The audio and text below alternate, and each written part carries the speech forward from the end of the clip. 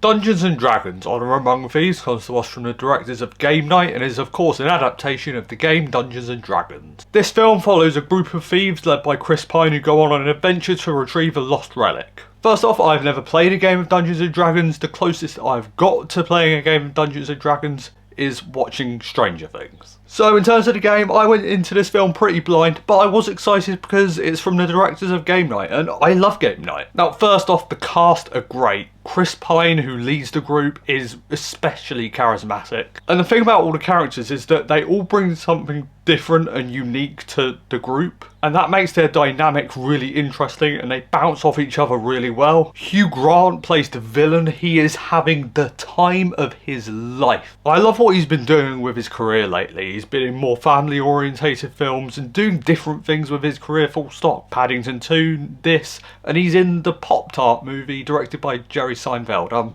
I'm intrigued to see how that turns out. I think the action scenes are really fun. They're extremely well directed, they're very kinetic, and this movie was a lot funnier than I expected it to be. I laughed a ton watching this movie, which I honestly didn't expect to. But there are also a lot of emotional moments, especially towards the end. I honestly teared up towards the end.